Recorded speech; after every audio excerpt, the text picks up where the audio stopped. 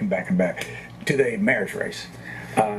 Did Alan? Am I correct? And I'm not a New Yorker, so I wouldn't know. Did Alan Hevesy run into, who was one of your opponents, run into some corruption problems?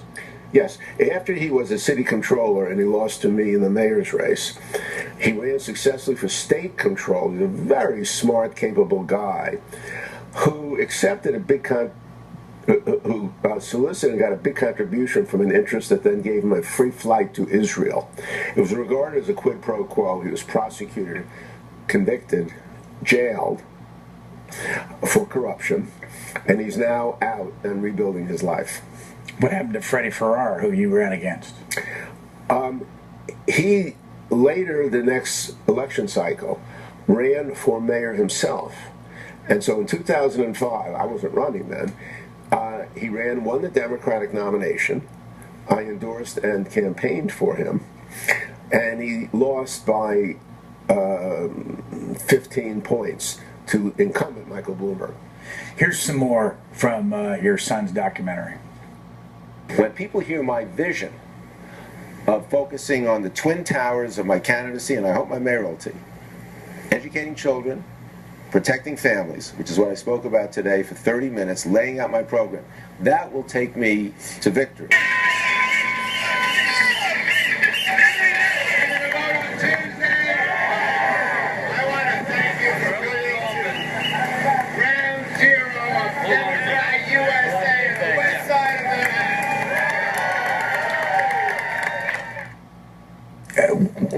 What's your reaction when you're out there in front of crowds like that and they want your autograph? Does it ever get in the way? First, the clip you showed had me saying before 9/11, the twin towers of my candidacy, and now we're at ground zero of politics on the West Side. So my reaction is that's eerie. The second, I used to be an athlete, and when you're playing a sporting event and the crowd is screaming, you sort of wall it out because it can affect your performance. But it's one thing to be trying to shoot a ball in a hoop. It's another thing to be trying to communicate to the crowd that is sullen or excited. And so really the best people at it, Bill Clinton in his way, Donald Trump in his way, can read a crowd, feed off it, but the key is to be yourself. And at the public, be it viewers of TV or viewers of a candidate, they can smell a phony. So, a lot of people have said you might as well be yourself, everybody else is taken. So I just tried to be kind of candid and blunt.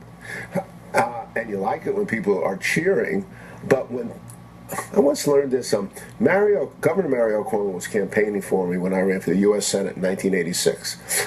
We were on a street corner in Lower Manhattan. Hey, how are you? Great. Guy came up. I hate you, Governor Cuomo. You did this, that, and the other thing. And I was a rookie candidate. And Mario was like, nothing.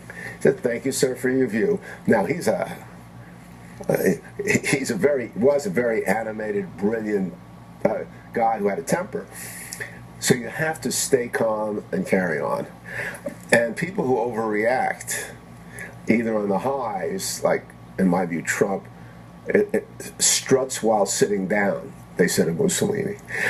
Or if you're too cool, then people don't emotionally connect to you. So I try to keep an even keel, which annoyed my family, because when really good things happened, I would go, it's okay, And so it's not humanistically appealing, but it's politically necessary. Other than Jonah, you've got two women in your family who are